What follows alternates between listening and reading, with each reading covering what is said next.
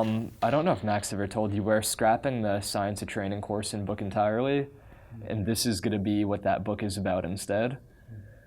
So that's kind of the direction I want to go with, like, writing, training, things like that eventually. Is like right now, for example, my own training. When I say I don't really give a shit about performance, that is true, but I still do train 5 to 6 sessions a week. But what those sessions look like is probably 80% of it is hypertrophy work, and it is like auto-regulating structure that it drives progression, because at the end of the day, I probably would not be as consistent with training if I wasn't getting results. It's not that I care about numbers, but I mean, it's just like an anchoring habit. If you're getting better, it makes you want to keep training. The other percent is like walking the dog, like being able to do things that are functional. When I was competing in CrossFit, it's like I couldn't play fucking Ultimate Frisbee. I don't even like Ultimate Frisbee. I don't know why that's an example. I feel like that's just such a generic example because I fucking hate that game. But like I couldn't play spike ball if I wanted to. I felt so unathletic and like non-variable, but it's like if I want to, I'll just go hiking for like 5 hours, or I'll go paddleboard. And then the main thing that I apply training to is like bouldering and climbing. It's like that's a cool sport for me. I do like jiu-jitsu as well, but it's just not sustainable because like, the point of the goal is to fucking hurt people. And that means the point of other people's sport is to hurt me. So I'm always going to be injured, but bouldering is kind of the same thing as a sport. You have to be really strong, but there's a high strength to body weight ratio, so I can't get like too big with hypertrophy training or get too heavy, because then my strength to body weight ratio will go down. So it's a factor of like putting on muscle and getting strong, but staying like lean to climb. You need to be really flexible, so that gives a direction to movement training. One of the things that I wrote about in the movement training book is like, you don't need to like movement training. I was like, no one fucking likes it. Like, I don't give a shit about movement training, but I do it because it allows me to do what I love. That's the application of the bouldering. Like, oh, you're telling me I need to improve like my hip external rotation for like all this thing. I'm like, well, guess what? I don't give a shit. Like, if an orthopedist tells me I'm missing all of these degrees in my hips and my spine, I'm like, don't fucking care. But if you tell me like, if you improve this, you'll be able to get your foot on a rock that's at shoulder level, I'm like, okay, I'm gonna put some time into that. And then like that's where endurance comes in, because bouldering's taxing as shit. So like I feel like that's what I'm more trying to instill in training with people. And I actually wish we were just videoing that, because that's more of the kind of people I want to work with. What? Just people who, they're not so myopic about their fitness goals that they're like, I have to be competing in a sport of CrossFit, or they have to be competing in a defined sport. Because I'm sure there are plenty of people who that is very meaningful to, but at the end of the day, most people, even when they're in the thick of it, if it seems meaningful, they realize years later that it doesn't matter. Like I competed at a pretty high level in track and field, had good success with that. But looking back on it, I'm like, none of it really matters. Like, I don't care if you were like told me you're gonna go like melt down all my medals and like my trophies and these awards. Honestly, wouldn't give a shit. And at the end of the day, like what competing did to my body and like did to my relationship with like food and training, I don't think like the juice was worth the squeeze, so to speak. And I wish when I was like coming up in this industry or trying to figure out like my own training process, that the type of training that I'm doing now, that there was information on it, because people are still so fucking myopic with training that like you're a CrossFitter, you're a bodybuilder, you're a power lifter. Like CrossFitters say that they're all inclusive and they want to learn from everything, but when you talk about doing bodybuilding work, they like scoff at you. So they do that like functional bodybuilding, which is basically just protocols that aren't actually going to hypertrophy the muscle, because they defy the laws of physiology that would dictate hypertrophy. So it's like, in reality, if we were being all inclusive, we would take the things that really worked from all the disciplines. It's like that Bruce Lee quote. I'm going to completely bastardize it, but it's like, take what is useful, reject what is useless, like put in what's like uniquely your own.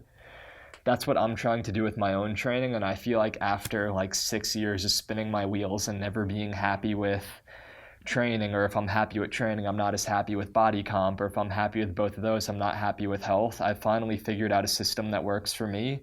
And that's not to say that this is going to work for anyone else, because chances are most people wouldn't enjoy what I do for training.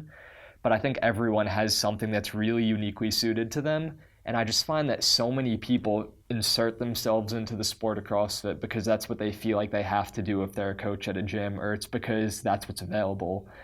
And they never try and figure out what's perfect for them. And maybe that's because they don't have the information, or they don't have someone to guide them, or they don't have the opportunity to invest that much time and energy into figuring that out. But the kinds of people I want to work with are people who want to try and carve their own path and find some kind of meaning outside of the gym. Not that I don't enjoy working with athletes, because I do. I have plenty of athletes that I really enjoy talking to and working with, but the reality is at some point they're not going to be an athlete, and that's going to be really hard for them. So it's like if we could lay these foundations and work with people who have these perspectives, it makes the whole process easier.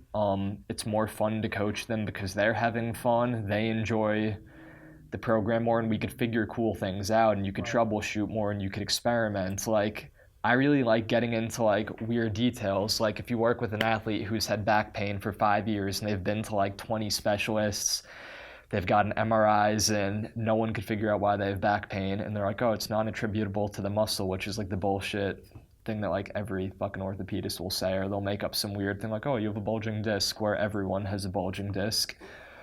You could start to look into some cool things. You're like, oh, the thoracic spine and the hips, which are supposed to be mobile joint segments, are stable joint segments in that person, which means the lumbar spine, which is supposed to be stable, has become mobile to create degrees of freedom. So you could work with that athlete and look at them under a microscope and be like, all right, let's restore stability in the lumbar spine and like mobility and degrees of freedom in the thoracic and the pelvis, and see if that works it out. And if that doesn't work it out, you're like, oh, what do the arches of your feet look like? What are your toes doing? Oh, your toes are clawed up and you have no arch. Well, what if we like inject sensory input into your foot to restore the function of that, because your foot essentially is a sensory organ, and then that feeds up the chain into their knee, because like the regional interdependence. And then you could start to get into really cool things where, when I'm just working with CrossFit athletes who only care about performance, you can't do as much of that, because those processes require you to step back for maybe days, weeks, months, and really get under the hood, and that's what's going to create lasting change and allow that person to do what they want to do down the line. But a lot of times athletes just don't think like that. What makes a good, in your opinion, just from the people you've had, that does make a good CrossFit competitor, like a coachable one, I guess? So what's when you look at all the people you've coached that was their goal and that they actually meant it and they weren't just saying it, what makes the one that's just like, yeah? So it's a mixture of a few different things. Like, some of the most coachable athletes I've worked with aren't the most talented athletes I've worked with, and vice versa. Some of the most talented CrossFit competitors I've worked with aren't very coachable. And then there's some like athletes in between. So what makes athletes really coachable is just having like a low amount of ego. They're not so invested into their numbers. They're willing to actually take a step back and maybe take 100 pounds off their back squat so they can improve in other areas, then rebuild that squat up in like a 2-year process. They have perspective of like what actually matters in life. They realize that they want to pursue this goal, and they want to put all of this like thought into training and all this like methodical things, but at the end of the day, they also realize that training isn't as important as like their family, maybe their career, their personal relationships. So while they can laser in on training, they're not so like myopically focused on it that they lose sight of everything else in their lives. Because those people, while they do make good athletes for a period, they're so fragile, because once they like lose a competition, it's like everything is taken away from them. Or an athlete with perspective, they lose a competition, they're like, well, I still have my family, I still have my health. Like, they realize that no matter how much money you're making in a sport, it really isn't the end of the world. Like, as athletes, we could convince ourselves that like throwing a ball through the hoop is the most important thing in the world for a period, but at the end of the day, it doesn't fucking matter. Like, maybe it changes how much money you make that day, but it's kind of meaningless. And then they just really understand like how multifaceted training is. Like, they understand that they need to sleep. They understand that they need to eat well. They can live like a low stress environment, but they don't have to micromanage it. Not saying that micromanaging is bad, but it's not sustainable, and that's no way to live. Like, athletes who track their macros to like the gram and they try and fool themselves into thinking that matters, yes, you do need to control those variables, but it has to be like a more fluid, dynamic approach. So I think what makes a great coachable athlete is having the openness and low ego to accept these new things, but not be like tied to anything. And then also just like listening to advice, seeking advice, constantly working on bettering themselves and not tying their entire identity into performance in an event, because it's miserable coaching someone that throws like a hissy fit if they don't PR their snatch on a given day or all these things. Whereas a coach, I'm like, well, you're still doing great in your career, you're still doing like well in all these things. If you just take a step back and realize that this failure is an opportunity to improve yourself, that's so much easier to work with and more enjoyable for, I think, both parties.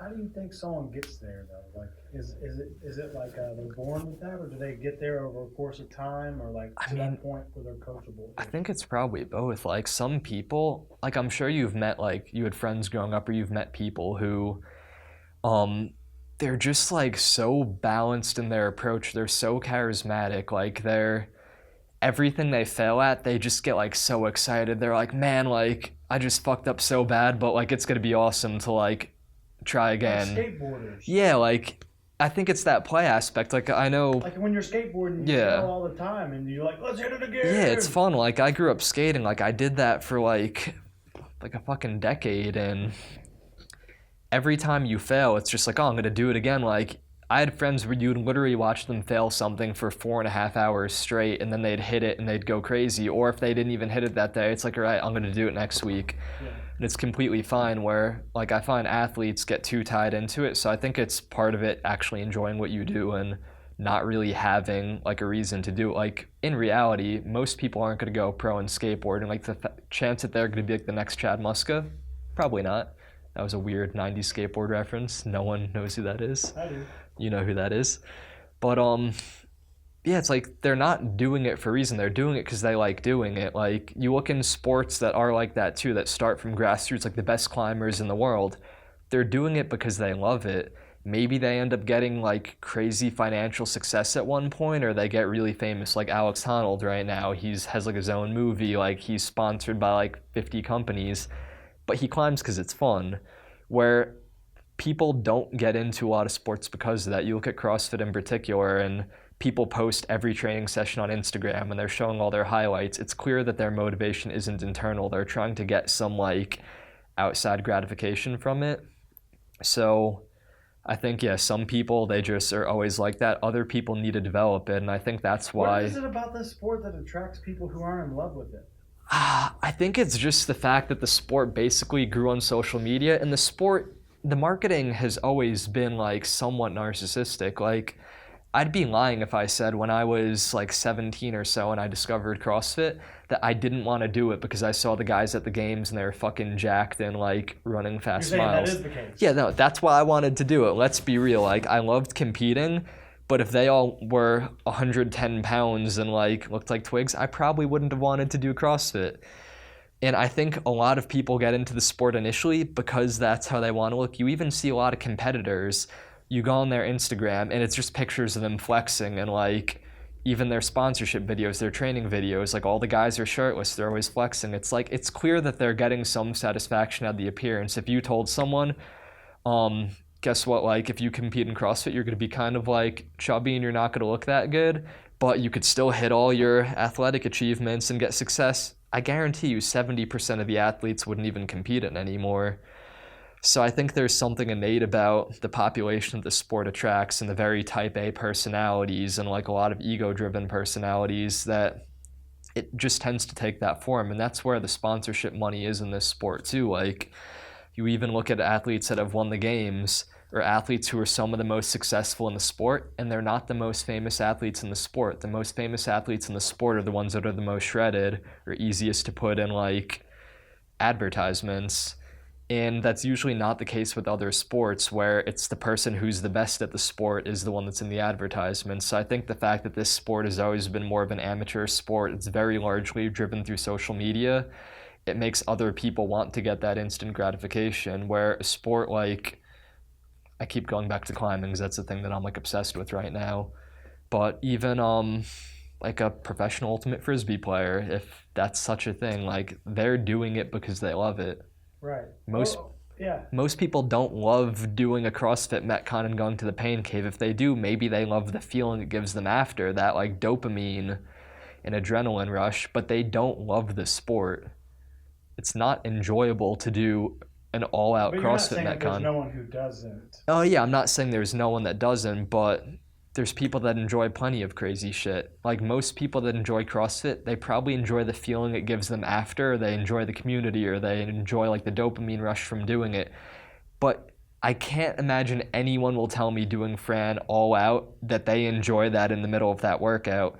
Where other sports, when you're skating, you enjoy all of it. It's so much fun. It's addicting. Like climbing, you enjoy all of it. So you think there are people out there who enjoy the shit out of Fran in the moment?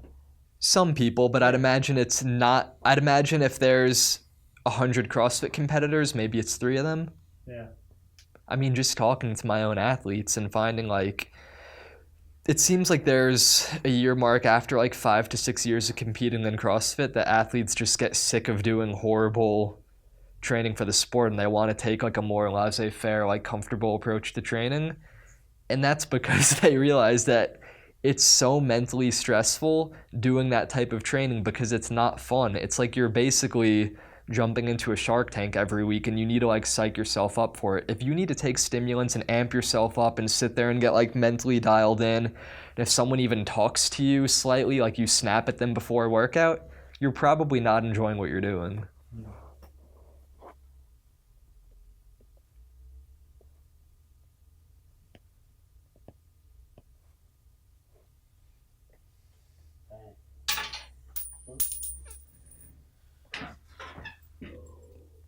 Want to film one of those videos? Yeah. Man, if that was being recorded, that would have been perfect. It was. Was it actually? Yeah. Are you fucking with me right now? No, I turned it on a long time ago. That was 16 minutes of video. So I've just been awkwardly staring at you while the camera's pointing at me. Pretty much. Sweet. Well, that's probably the most candid media